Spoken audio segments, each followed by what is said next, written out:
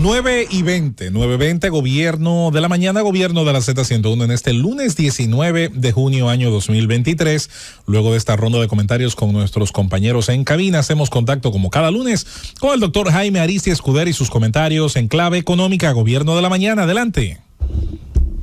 Muy buenos días a todo el equipo del gobierno de la mañana. Muy buenos días a don Álvaro, un fuerte abrazo. Muy buenos días a toda la República Dominicana.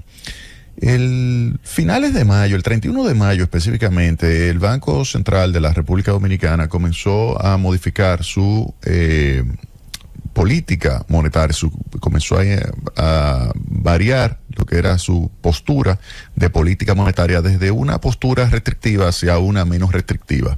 Es decir, que comenzaba ya a tomar decisiones con el objetivo de promover el crecimiento de la economía. En ese sentido, tal como habíamos pronosticado hace ya 2 meses, habíamos señalado que antes de julio el Banco Central comenzaría a cambiar su estrategia de política monetaria y lo hizo el Banco Central ese día, el 31 de mayo, reduciendo en 50 puntos básicos la tasa de interés de referencia. La tasa de interés de referencia, la tasa de interés que influye sobre la tasa de interés activa y la tasa de interés pasiva. Y eso promueve la demanda agregada, promueve el consumo, promueve la inversión y eso estimula el crecimiento de la economía. 50 puntos básicos, llevándola de 8.5 a 8%, fue el primer movimiento del Banco Central. El segundo movimiento lo tomó un día después, cuando anunció la liberación de recursos del encaje por un monto de 34,000 millones de pesos y además la creación de una facilidad de liquidez rápida por un monto de 60,000 millones de pesos. En total, 94,000 millones de pesos que se prestarían a una tasa de interés de 9%. Los fondos del encaje a un periodo de 4 años y los fondos de la facilidad de liquidez rápida a un periodo de 2 años. Con esto el objetivo era acelerar el ritmo de crecimiento de la economía y esto era totalmente justificable por el hecho de que al mes de abril acumulado el indicador mensual de actividad económica lo que señalaba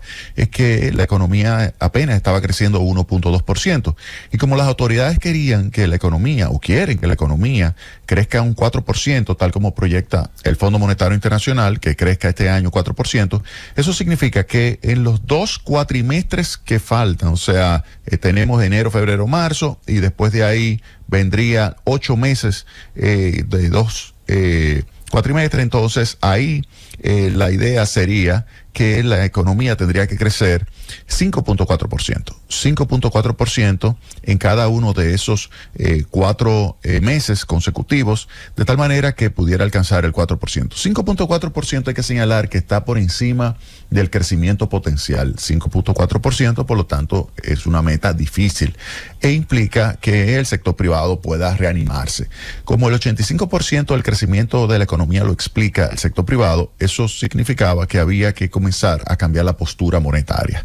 Cambiar la postura monetaria, tal como nosotros habíamos pronosticado, pasaba por la reducción de la tasa de interés de referencia y el aumento de la liquidez disponible para préstamos a diferentes sectores productivos. Préstamos que implicaba un aumento de la inversión, un aumento del consumo y de esa forma pues generar una mayor creación de actividad económica. Eso es lo que se prevé con esta medida. Ahora, ¿qué sucedió? La semana pasada, ya desde inicio de la semana, comenzó a haber un rumor, una sensación de que los fondos que se habían aprobado, los 60,000 millones de pesos, ya se habían agotado. Y eso me llamó mucho la atención porque estadísticamente es poco probable que eso sucediera en una semana. Es decir, que se colocaran 60,000 millones de pesos en una sola semana.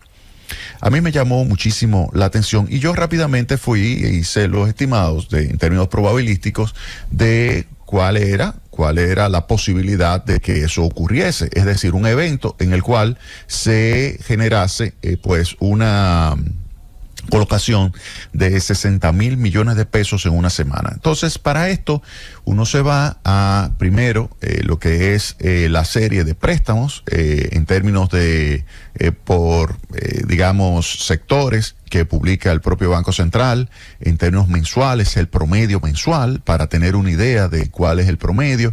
Y en los últimos 12 meses, de mayo 23 visto hacia atrás, mayo del 22, el promedio es de 20.000 millones de pesos. Bueno, un poquito más.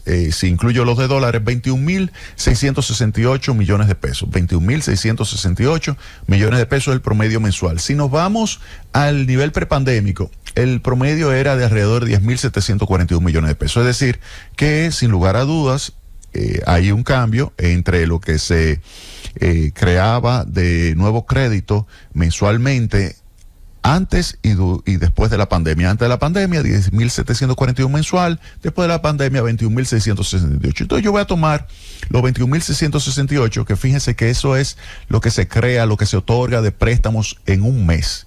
21.668 millones de pesos. Esos 21.668 me da a mí lo que sería la tasa media de creación de préstamos, otorgamiento de préstamos que tiene el sistema bancario, porque aquí incluyo bancos múltiples, las asociaciones de ahorro y préstamo, bancos, en fin, todas las entidades bancarias, bancos de ahorro y crédito, las cooperativas de ahorro y crédito, las corporaciones de crédito, entidades financieras públicas, todo lo que es préstamo está ahí adentro. Eso es el monto completo en términos mensuales, 21.668 millones de pesos. Ese sería el monto que se estaría prestando de una forma mensual. Ahora, lo que hemos visto es que en una semana se prestaron 60.000 millones de pesos. Entonces yo quiero calcular la probabilidad de que eso ocurra. La probabilidad de que en una semana se preste, oigan bien, se preste 3 veces el promedio más reciente mensual. En una semana se preste 3 veces el promedio mensual. Oigan bien, en una semana se prestaron 60.000 millones de pesos. En una semana, 60.000 millones de pesos versus el promedio mensual, que es 20.000 millones de pesos. Entonces, la pregunta, ¿es posible esto? Bueno, yo calculé la probabilidad. Proceso de Poisson, calculo la probabilidad y eso me da 1.42 por 10 a la menos 42. 1.42 o 1.43 redondeando por 10 a la menos 42. ¿Qué significa 10 a la menos 42? Eso significa que la probabilidad de ocurrencia de ese evento de prestar en una semana 60.000 millones de pesos es la siguiente: 0.00000000000000000000000 y así 42 0 hasta llegar a 143. Es decir, que definitivamente esa probabilidad es cero. La probabilidad de ocurrencia de ese evento, eso es cero. Pero no solamente esto. Miren, después de demostrar que la probabilidad de ocurrencia de ese evento es cero, no se puede prestar 60.000 millones de pesos en una semana, yo quiero saber, bueno, ¿cuántos sería el promedio del tamaño de préstamos? Entonces yo fui a calcular cuál es la experiencia de colocación de los 215.000 millones de pesos que se colocaron durante la pandemia. Recuerden que en ese momento fue necesario, para evitar la quiebra de la economía dominicana, el colapso, el Banco Central muy bien salió, y eso nosotros lo apoyamos, a colocar 215.000 millones de pesos. A partir de finales de marzo del año 2020, el Banco Central salió con sus cañones monetarios de forma oportuna y colocó el 215.000 millones de pesos, equivalente a alrededor de 5% del Producto Interno Bruto. ¿Cuánto colocó? Bueno, eso lo colocó en más de un año. En más de un año colocó 215.000 millones de pesos. Y lo colocó a un total de 92.000 usuarios. 92.000 solicitudes se realizaron, 92.000 préstamos. 92.000 préstamos, podemos con esta información decir lo siguiente: 215.814 entre 92.000 préstamos. Eso significa que cada préstamo es 2.34 millones de pesos. Si yo tomo esos 2.34 millones de pesos y digo, bueno, debieron de haberse otorgado, si se otorgaron los 60.000 millones de pesos de préstamos en una semana, debió haberse otorgado un total, si cojo ese promedio anterior de 2.34 millones, tomo los 60.000 millones de pesos, lo divido entre 2.34 y me da que se debieron de haber otorgado 25.641 préstamos en una semana. Y eso, la probabilidad de eso es cero también. 25.641 préstamos en una semana en el sistema bancario de la República Dominicana, la probabilidad de que ocurrencia de eso es cero. Entonces, eso significa que es prácticamente imposible que se haya podido otorgar 60.000 millones de pesos en una semana, a menos que se haya concentrado significativamente en muy pocas manos. Eso es la hipótesis que tenemos nosotros. De hecho, vámonos a la experiencia específica de la facilidad de liquidez que se aprobó en el pasado. Es decir, en el periodo marzo a diciembre del año 2020 se colocaron de facilidad de liquidez rápida, se colocaron alrededor de 84.000 millones de pesos, pero eso casi fue en 10 meses. Oigan bien, es decir, fue en 9 meses. Pónganle que al final se colocaron entonces alrededor de entre 9 y 10.000 millones de pesos de esos fondos mensualmente. Y aquí estamos hablando que se colocaron en una semana 60.000 millones de pesos. Es decir, que eso no es posible, no es posible. Definitivamente hubo una clara concentración. Entonces, ¿qué significa primero una concentración? Que así no vamos a tener el objetivo que quiere el Banco Central, que es estimular el crecimiento de la economía. Si se concentra en pocas manos, no va a ser posible que haya un estímulo de la inversión, un estímulo del consumo, un estímulo del crecimiento. Pero no solamente esto. Si yo me voy a lo que sería el desglose de, bueno, hacia dónde se pudo haber ido esos 60.000 millones de pesos, nos vemos por ejemplo, los datos que tiene publicado al 12 de junio, las autoridades monetarias, es decir, del 31 de mayo al 12 de junio, se incrementaron en 21.668 millones de pesos los préstamos al sector privado. 21.668 millones de pesos se prestaron, es decir, que ahí no están los 60.000, hay 21.668. De esos 21.668, resalta lo siguiente, que comercio al por mayor, que representa de la totalidad de los préstamos, representa el 14.6% de la estructura completa de préstamos que hay en la economía dominicana, 14.6%. Del incremento, es decir, de los 21.668 millones de pesos que se incrementó del 31 de mayo al 12 de junio, de ese incremento, el 34.6% se lo llevó comercio al por mayor y al por menor, 34.6%. Es decir, que ya no solamente fueron grandes, sino que se concentró en comercio al por mayor, por menor. Pero también resalta manufactura. Manufactura tiene un peso en el total de crédito de 7.1% y se llevó 17.8% del incremento. ¿Qué significa eso? Que grandes empresas de manufactura y grandes empresas de comercio es donde de los 60.000 se llevaron 21.668. Ahí es que están las dos grandes absorciones de recursos. De los 60, 21.000 se fueron a el sector privado. Y de esos 21.000 se fueron 34.6% a comercio al por mayor y al detalle, y en manufactura 17.8%, teniendo ambos sectores un menor peso en el total de demanda de crédito. Otro elemento importante que hay que tomar en cuenta es lo siguiente. También se observa un aumento de los depósitos remunerados. Entonces, ¿qué nos dice esto? Que no solamente estamos viendo concentración en pocas manos de estos 60.000 millones de pesos, sino que además parecería ser que hay quienes tomaron estos préstamos y pueden estar haciendo arbitraje. Y esto las autoridades tienen que darle mucho seguimiento a esto. ¿Por qué digo esto? ¿Qué significa arbitraje? Arbitraje significa dinero por nada, money for nothing. Dinero por nada significa tomar, por ejemplo, los fondos, digamos, al 3% y comprar inmediatamente un título del propio Banco Central o del Ministerio de Hacienda al 7, al 8, al 9, al 10% y ganarme esa diferencia. Eso es arbitraje. Las entidades que pudieron haber hecho eso, obviamente, deberían devolver el dinero. Porque no fue para eso que creó el Banco Central esta facilidad de liquidez rápida. Entonces, ese es un punto importante. Las entidades que están haciendo arbitraje, aprovechándose de poder tener acceso, por ejemplo, al 3%, para colocarlo al 8, 9, 10%, ese arbitraje hay que evitarlo.